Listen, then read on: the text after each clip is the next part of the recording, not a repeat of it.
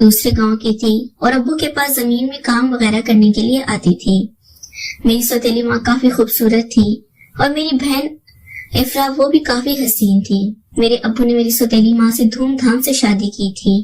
मैंने अब्बू को समझाया कि मुझे सौतेली माँ बिल्कुल भी पसंद नहीं, आप ऐसा करें, आप एक नौकरानी रख लें जो हम दोनों की खिदमत कर दिया करे। लेकिन अब्बू जी के मेरी बात मानने को तैयार नहीं थे और कहते थे कि मैं अकेला कैसे जिंदगी बसर करूंगा, मैं दूसरी शादी करना चाहता हूँ। फिर मैंने भी अब्बू को इजाजत दे दी थी। मैंने पढ़ाई मुकम्मल कर ली थी और अब मैं घर में अकेला ही होता था। हमारी 4 मरबे जमीन थी, इसलिए अब्बू ने मुझे गाड़ी वगैरह भी लेकर दी थी और मैं काफी अयाश किस्म का लड़का था। मैं अपने दोस्तों के साथ बाहर निकल जाता तो मेरे दोस्त मुझे फिल्में वगैरह दिखाने निकल जाते थे।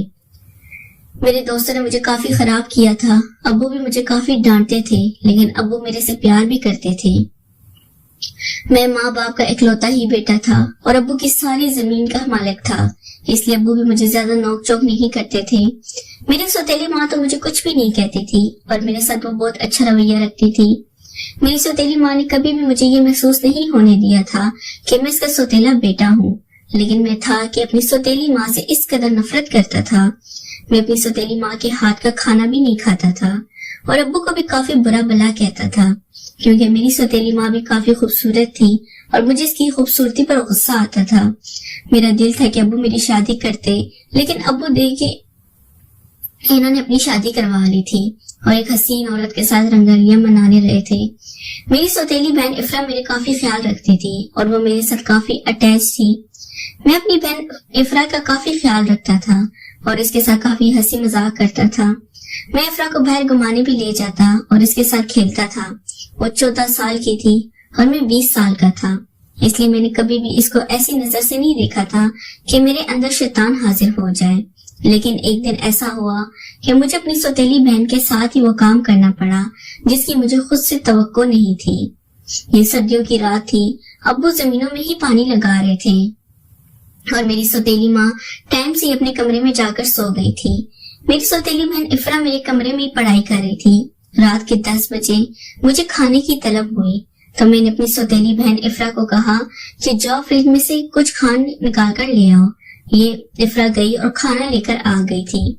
मैंने खाना खाया और खाना खाकर मैं इफ्रा मेरे पास बैठ गई। मैंने हाथ धोए और हाथ धोकर इफ्रा के साथ लड्डू खेलने लगा था। लड्डू खेलते खेलते मैंने ये इफ्रा से शर्त रखी थी कि जो हार जाएगा वो दूसरे को अपनी मनमर्जी करने देगा। ये इफ्रा भी मान गई थी और मेरे साथ लड्डू खेलने लगी थी।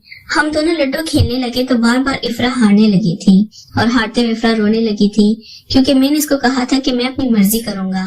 इफ्रा भी अब काफी उदास होने लगी और इसने मुझे कह दिया कि फहीम भाई अब आप अपनी मर्जी कर लें, आप जो भी करना चाहते हैं। मैंने इफ्रा से इस काम की फरमाइश कर दी थी। इफ्रा भी इनकार नहीं कर सकती थी क्योंकि वो लड्डू में मेरे से हार गई थी और अब इसे मेरी मर्जी पूरी करनी थी। मैंने भी अपनी बहन इफ्रा को राजी कर लिया था और इसके साथ करने लगा था। इफ्रा काफी खुश होने लगी थी और भरपूर तरीके से मेरा साथ देने लगी थी। वो काफी मासूम थी, इसलिए इसे इन कामों का नहीं पता था, लेकिन मैंने इसको सारा तरीका समझा दिया था और इसके साथ बड़ी खुशी से ये काम करने लगा था। इफ्रा भी मेरा साथ देते हुए काफी खुश लगने लगी थी और कहने लगी थी, फहीम भाई अब जब भी हम ये गेम खेलेंगे तो यही शर्त रखेंगे। मुझे इस काम में काफी लुत्फ मिला है। मैं भी इसकी बात पर खुश हो गया था और इसको इस खेल में मदऊ करने लगा था। इफ्रा जब भी मेरे से गेम हार जाती तो मैं इसके साथ वो काम करता जो मियां बीवी आपस में करते और मुझे वो काम करके काफी सुकून आता।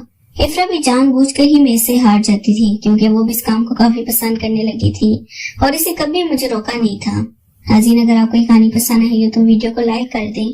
शुक्रिया।